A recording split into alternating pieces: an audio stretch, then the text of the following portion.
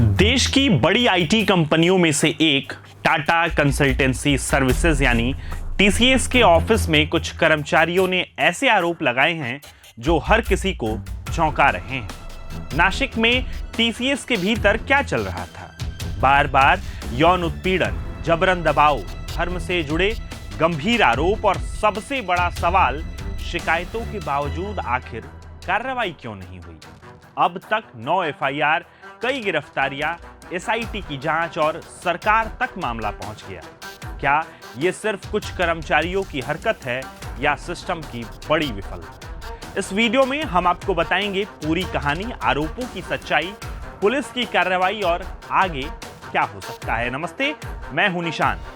Forbes India में छपी एक आर्टिकल के अनुसार फरवरी 2022 से मार्च 2026 के बीच टाटा कंसल्टेंसी सर्विसेज यानी टीसीएस के नासिक ऑफिस में कई फीमेल एम्प्लॉइज के साथ कथित रूप से बार बार यौन उत्पीड़न हुआ। पीड़ित कर्मचारियों ने इस बारे में ऑफिस के एचआर मैनेजर को ईमेल के जरिए शिकायत की, जैसा कि होता है, लेकिन आरोपियों के खिलाफ कोई कार्रवाई नहीं हुई।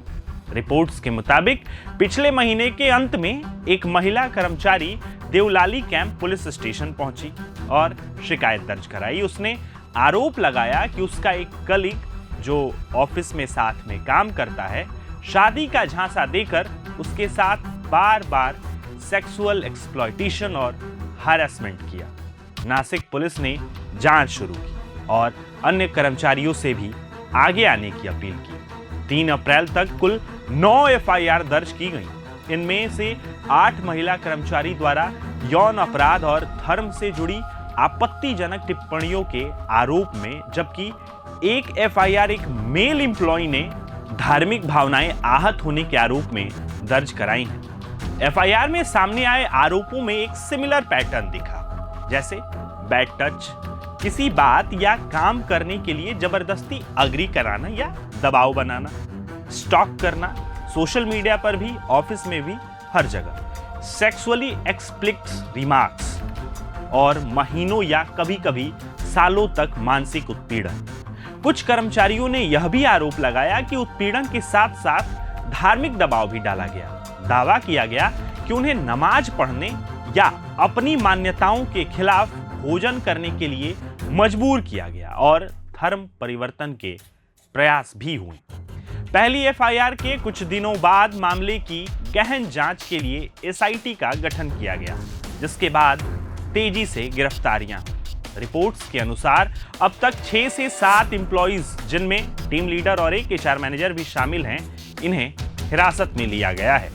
गिरफ्तार किए गए लोगों में आसिफ अंसारी, सफी शेख, शाहरुख कुरैशी, रजा मेमन, तौसीफ अत्तार, दानिश शेख और एचआर मैनेजर, जो इस पूरे मामले की सबसे मजबूत कड़ी है, निदा खान, शामिल बताए गए हैं।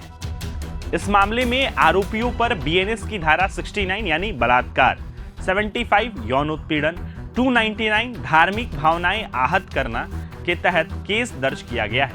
मुंबई नाका में दर्ज मामलों में धारा 78 स्टॉकिंग, 79 गलत इशारे या हरकत करके किसी को अनकंफर्टेबल या इंसल्ट करना और 299 शामिल है। 163/2016 में आज संशयित आरोपी नामे अश्विनी चेनानी, उनको न्यायालय में हाजिर किया गया था।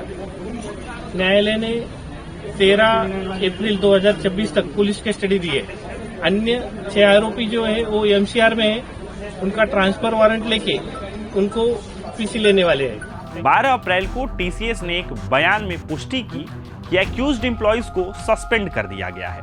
कंपनी के स्पोक्सपर्सन ने कहा कि टीसीएस में किसी भी तरह की उत्पीड़न और दबाव के खिलाफ जीरो टॉलरेंस नीति है और कंपनी एम्प्लॉय की सेफ्टी को प्रायोरिटी देती है। मामले की जानकारी मिलते ही तुरंत कार्रवाई की गई और जांच पूरी होने तक आरोपियों को सस्पेंड कर दिया गया है। कंपनी लोकल पुलिस के साथ कोऑपरेट कर रही है और आगे की कार्रवाई जांच के नतीजों पर आधारित होगी। 13 अप्रैल को nascent information technology employees senate यानी एनआईटीएस ने श्रम एवं रोजगार मंत्रालय से टीसीएस में पॉश नियमों के पालन का डिटेल्ड ऑडिट कराने की मांग की। एन चंद्रशेखरन जो टाटा सन्स के चेयरमैन हैं, उन्होंने बताया कि नासिक ब्रांच में सामने आई शिकायतें बेहद चिंताजनक हैं और इस मामले में पूरी गंभीरता से लिया जा रहा है। कंपनी जांच में पूरा सहयोग कर रही है और आरती सुब्रमण्यम इस जांच का नेतृत्व करेंगी। एनआईटीएस ने श्रम मंत्री मनसुख मांडविया को लिखे पत्र में समयबद्ध जांच, पॉश अनुपालन की समीक्षा और पिछले सालों में दर्ज सभी यौन उत्पीड़न मामलों की डिटेल्ड जांच की मांग की। साथ ही एचआर डिपार्टमेंट और सीनियर लीडरशिप की जवाबदेही तय करने की भी बात कही गई। महाराष्ट्र के मुख्यमंत्री देवेंद्र फडणवीस ने भी इस मामले में बेहद गंभीर बताया। नासिक पुलिस की त्वरित कार्रवाई की सराहना की। तो फिलहाल टाटा कंसल्टेंसी सर्विसेज के नासिक केस में जांच जारी है। कई गिरफ्तारियां हो चुकी हैं और कंपनी ने भी सख्त कदम उठाने की बात कही है, लेकिन सबसे बड़ा सवाल अभी भी कायम है। क्या पीड़ितों को सही समय पर न्याय मिल पाएगा और क्या ऐसी घटनाएं रुकेंगी?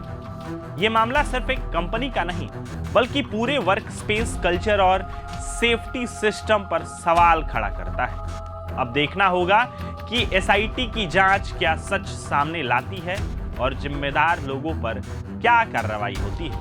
आप इस खबर पर क्या सोचते हैं, कमेंट बॉक्स में जरूर बताएं। प्रभातखबर.com, विश्वास वही, रफ्तार नहीं।